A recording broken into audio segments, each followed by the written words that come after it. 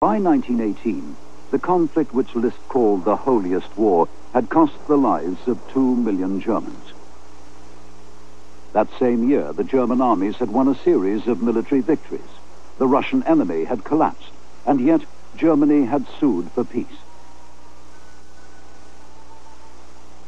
To men who had suffered so much, it seems like a colossal betrayal.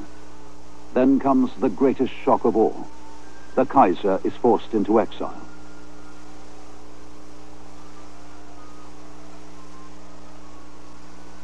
The terms imposed on Germany by the Treaty of Versailles are harsh and punitive. Key industrial regions must be handed over to the victors.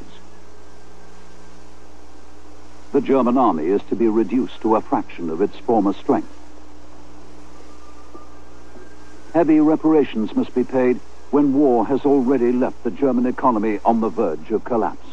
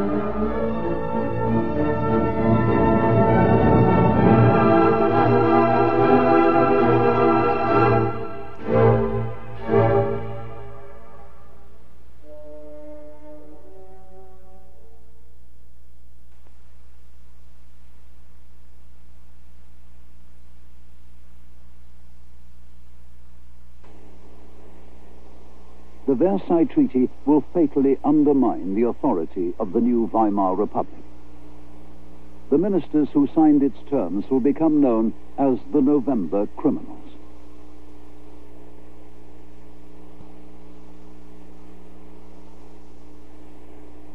As food supplies dwindle and a once proud nation is reduced to dependence and misery, Germany threatens to descend into anarchy. The infant Weimar Republic quickly becomes a battleground of warring factions.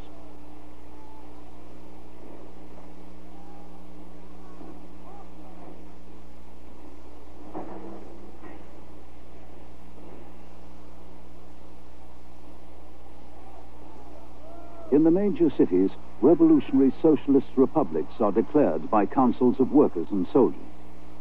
Nationalists and monarchist groups muster private armies and mobilize for counter-revolution.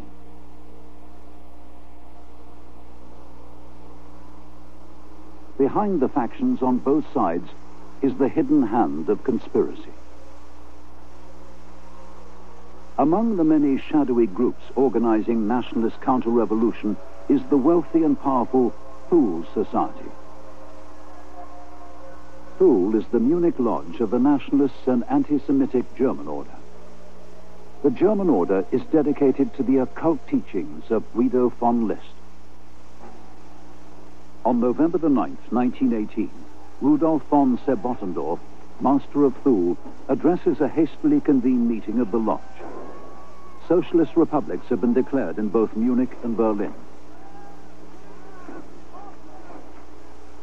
Yesterday, we experienced the collapse of everything which is familiar, dear, and valuable to us. I am determined to pledge Thule to this struggle. Our god is Balvata. His rune is the Arun. The Arun signifies Aryan, primal fire, the sun, and the eagle. Thule will fight until the swastika rises victoriously out of the icy darkness. In the following months, along with other nationalist groups, Thule stockpiles weapons and trains volunteers.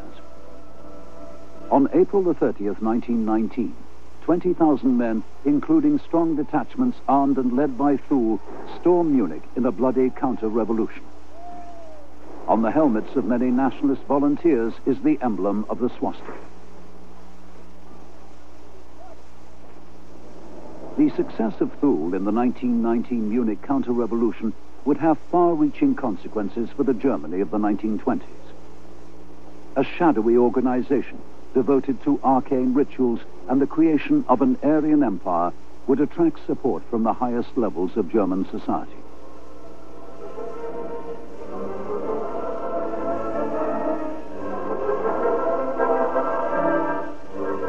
The secret German order, Parent Order of Thule, was founded in 1912.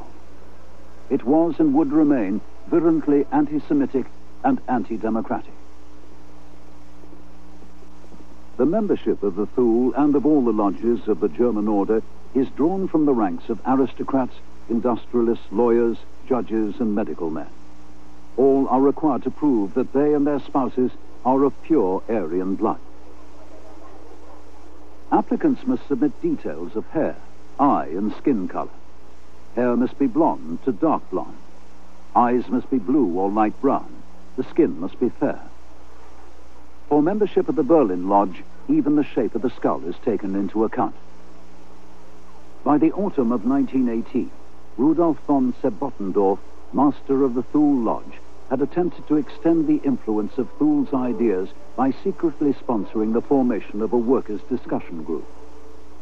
Unknown to most members of the group, its chairman, Karl Harrer, would belong to Thule. The most active member of the workers' group is a locksmith, Anton Drexler. By the end of 1918, Drexler had proposed that the workers' circle be formed into a new political party. The Thule chairman agreed. On January the 5th, 1919, the new party is formally founded in a Munich tavern, the Fürstenfelderhof. It is to be called the German Workers' Party.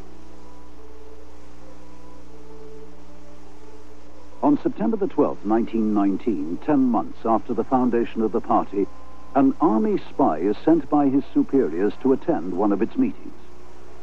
The spy is a 30-year-old Austrian war veteran. His name is Adolf Hitler.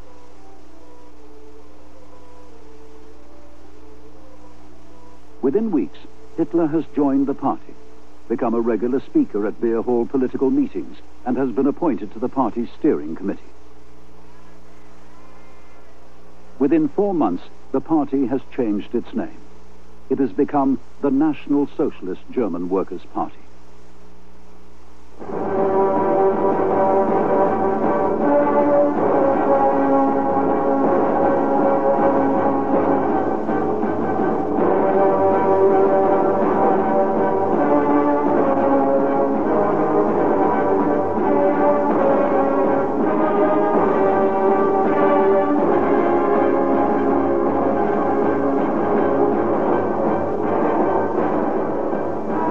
On May the 20th, 1920, the swastika was formally adopted as the symbol of the new Nazi party. The form chosen, straight-armed and anti-clockwise, was chosen by Adolf Hitler himself.